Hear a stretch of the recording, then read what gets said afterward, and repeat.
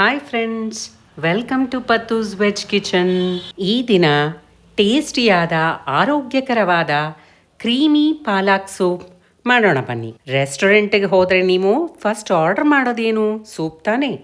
ಆದರೆ ಅಲ್ಲಿ ಬರೋ ಗ್ರೀನ್ ಆಗಿರೋ ಪಾಲಕ್ ಸೂಪ್ ನಾವು ಮನೇಲಿ ಮಾಡಿದಾಗ ಯಾಕೆ ಬರಲ್ಲ ಅಂತ ಯೋಚನೆ ಆಗಿದ್ರೆ, ನಾನು ಈ ವಿಡಿಯೋದಲ್ಲಿ ನಿಮಗೆ ಪಾಲಕ್ ಸೊಪ್ಪಿನ ಗ್ರೀನ್ ಕಲರ್ನ ಮೇಂಟೈನ್ ಮಾಡೋದು ಹೇಗೆ ಅನ್ನೋದನ್ನು ಕೂಡ ತೋರಿಸ್ಕೊಡ್ತೀನಿ. ವಿಡಿಯೋ ಸ್ಕಿಪ್ ಮಾಡದೆ ಕಡೆವರೆಗೂ ನೋಡಿ. ಮೊದಲು ಒಂದು ಪಾತ್ರೆಯಲ್ಲಿ ನೀರಿಟ್ಟು ಅದು ಕುದಿಯೋದಕ್ಕೆ ಬಂದಾಗ ಅದಕ್ಕೆ ಪಾಲಕ್ ಸೊಪ್ಪು ಒಂದು ದೊಡ್ಡ ಕಟ್ಟನ್ನೇ ತೊಗೊಂಡಿದ್ದೀನಿ ನಾನಿಲ್ಲಿ. ಅದನ್ನು ಹಾಕಿ ಸುಮಾರು 2 ನಿಮಿಷ ಅದು ಬೇಯೋದಕ್ಕೆ ಬಿಟ್ಬಿಟ್ಟು 2 ನಿಮಿಷ ಆದ ತಕ್ಷಣವೇ ಐಸ್ ಕೋಲ್ಡ್ ವಾಟರ್ಗೆ ಹಾಕ್ಬಿಡೋಣ. ಹೀಗೆ ಮಾಡೋದ್ರಿಂದ ಅದರ ಕುಕ್ಕಿಂಗ್ ಪ್ರಾಸೆಸ್ ಅಲ್ಲೇ ಸ್ಟಾಪ್ ಆಗುತ್ತೆ ಹಾಗೂ ಆ ಗ್ರೀನ್ ಕಲರ್ನ ಮೇಂಟೈನ್ ಮಾಡೋದಕ್ಕೆ ಹೆಲ್ಪ್ ಮಾಡುತ್ತೆ. ಪಾಲಕ್ ಸೊಪ್ಪನ್ನ ತುಂಬ ಬೇಯಿಸೋದು ಬೇಕಿಲ್ಲ, ಏಕೆಂದರೆ ಅದರ ನ್ಯೂಟ್ರಿಯೆಂಟ್ಸ್ ಎಲ್ಲ ಹಾಳಾಗ್ಬಿಡುತ್ತೆ.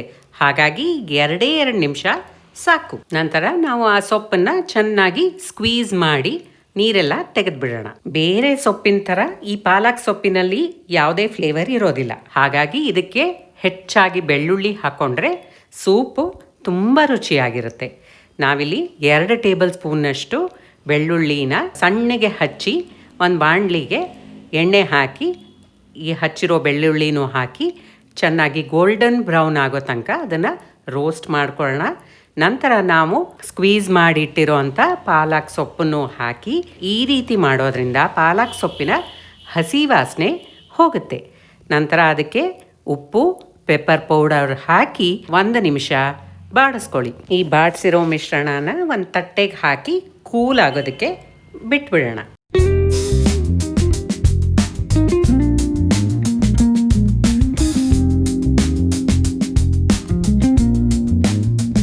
ಬೇಯಿಸಿರೋಂಥ ಮಿಶ್ರಣ ಆರಿದ ಮೇಲೆ ಅದನ್ನು ಒಂದು ಮಿಕ್ಸಿ ಜಾರ್ಗೆ ಹಾಕಿ 1 ಹಿಡಿಯಷ್ಟು ಪುದೀನ ಸೊಪ್ಪು, 1 ಹಿಡಿಯಷ್ಟು ಕೊತ್ತಂಬರಿ ಸೊಪ್ಪು, ಹಾಗೆ 1 ಇಂಚಷ್ಟು ಶುಂಠಿ ಮತ್ತು ನಿಮಗೆ ಖಾರಕ್ಕೆ ಎಷ್ಟು ಬೇಕೋ ಅಷ್ಟು ಹಸಿಮೆಣಸಿನ್ಕಾಯಿ ಹಾಕಿ ನೀರು ಹಾಕಿ ಚೆನ್ನಾಗಿ ನೈಸಾಗಿ ರುಬ್ಕೊಳ್ಳಿ.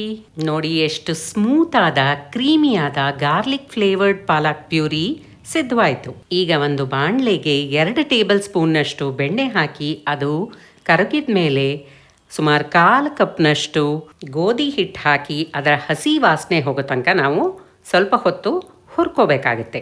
ವೆಯ್ಟ್ ಲಾಸ್ ಮಾಡೋರು ಇದನ್ನು ಬೇಕಾದರೆ ಡಿನ್ನರ್ಗೆ ಈ ಪಾಲಕ್ ಸೂಪ್ನ ಸೇವಿಸಬಹುದು. ಇಲ್ಲಿ ಗೋಧಿ ಹಿಟ್ಟಿನ ಬದಲು ಓಟ್ಸ್ ಫ್ಲೋರ್ ಸಹಿತ ಹಾಕ್ಕೋಬಹುದು. ಗೋಧಿ ಹಿಟ್ಟನ್ನು ಚೆನ್ನಾಗಿ ಹುರ್ಕೊಂಡ್ಮೇಲೆ ನಾವು ಹಾಲನ್ನು ಹಂತವಾಗಿ ಸ್ವಲ್ಪನೇ ಹಾಕ್ಕೊಂಡು, ಯಾಕೆಂದರೆ ಈ ಹಿಟ್ಟು ಗಟ್ಟಿಯಾಗ್ತಾ ಹೋಗುತ್ತೆ, ಅದು ಕ್ರೀಮಿ ಟೆಕ್ಸ್ಚರ್ ಬರೋ ತನಕ ನಾವು ಅದನ್ನು ಸ್ವಲ್ಪನೇ ಹಾಕ್ಕೊಂಡು ಮಿಕ್ಸ್ ಮಾಡ್ತಾ ಹೋಗಬೇಕು.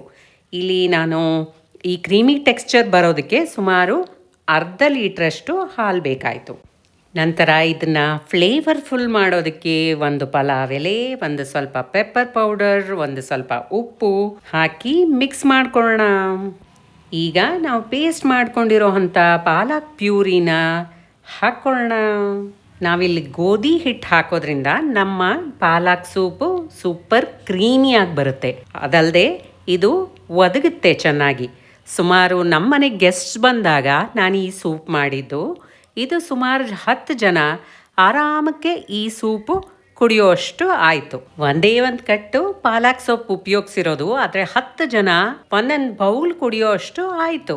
ಬರೀ ಪಾಲಕ್ ಸೂಪು ಈ ಗೋಧಿ ಹಿಟ್ಟು ಹಾಕದೆ ಮಾಡಿದ್ರೆ ಅಷ್ಟೊಂದು ನಿಮಗೆ ಒದಗೋದಿಲ್ಲ. ನೋಡಿ ಎಷ್ಟು ತಿಕ್ಕಾಗಿ ಬಂದಿದೆ ಈ ಸೂಪು ಅಂತ. ನೀವು ಯಾವ ರೀತಿ ಪಾಲಕ್ ಸೂಪ್ ಮಾಡ್ತೀರಾ? ಗೋಧಿ ಹಿಟ್ಟು ಹಾಕ್ತೀರಾ ಅಥವಾ ಬೇರೆ ಯಾವುದಾದ್ರೂ ಹಿಟ್ಟು ಹಾಕ್ತೀರಾ ಅಥವಾ ಬರೀ ಪಾಲಕ್ ಸೊಪ್ಪು ಯಾವುದೇ ಹಿಟ್ಟು ಹಾಕದೆ ಬರೀ ಪಾಲಕ್ ಸೊಪ್ಪಲ್ಲಿ ಮಾಡ್ತೀರಾ? ಖಂಡಿತ ಕಾಮೆಂಟ್ನಲ್ಲಿ ತಿಳಿಸಿ. ಕಡೆಗೆ ಇನ್ನೊಂದು ಚೂರು ಉಪ್ಪು ಬೇಕು ಅನ್ಸಿದ್ರೆ ಒಂದು ಸ್ವಲ್ಪ ಉಪ್ಪು, ಎಲ್ಲ ಫ್ಲೇವರ್ನು ಬ್ಯಾಲೆನ್ಸ್ ಮಾಡೋದಕ್ಕೆ ಒಂದು ಸ್ವಲ್ಪ ಸಕ್ಕರೆ, ಹಾಗೆ ಕ್ರೀಮಿಯಾಗಿ ನಮ್ಮ ಪಾಲಕ್ ಸೂಪನ್ನು ಮಾಡೋದಕ್ಕೆ 2 ಟೇಬಲ್ ಸ್ಪೂನ್ ಫ್ರೆಶ್ ಕ್ರೀಮ್ನೂ ಸಹಿತ ನಾನಿಲ್ಲಿ ಹಾಕ್ಕೊಳ್ತಾ ಇದ್ದೀನಿ. ನೀವು ಮನೇಲೇ ತೆಗೆದಿಟ್ಟಿರೋಂಥ ಹಾಲಿನ ಕೆನೆ ಇದ್ರೂ ಕೂಡ ಅದನ್ನೇ ಸೇರಿಸ್ಕೊಳ್ಳಿ. ಕಡೆಗೆ ಒಂದು ಸ್ವಲ್ಪ ನಿಂಬೆ ರಸ ಹಿಂಡ್ಕೊಂಡ್ರೆ ನಿಮ್ಮ ಐರನ್ ರಿಚ್, ಕ್ಯಾಲ್ಶಿಯಂ ರಿಚ್ ಹಾಗೆ ವಿಟಮಿನ್ ಸಿ ಭರಿತ ನ್ಯೂಟ್ರಿಷಿಯಸ್ ಪಾಲಕ್ ಸೂಪ್ ಸಿದ್ಧವಾಯಿತು. ಟ್ರೈ ಮಾಡಿ. ಈ ರೆಸಿಪಿ ಇಷ್ಟ ಆದರೆ ಲೈಕ್ ಮಾಡಿ, ಶೇರ್ ಮಾಡಿ. ಹಾಗೆ ಮತ್ತಷ್ಟು ಟೇಸ್ಟಿ ರೆಸಿಪಿಗಳಿಗೆ ನನ್ನ ಚಾನಲ್ನ ಮರೀದೆ ಸಬ್ಸ್ಕ್ರೈಬ್ ಮಾಡಿ.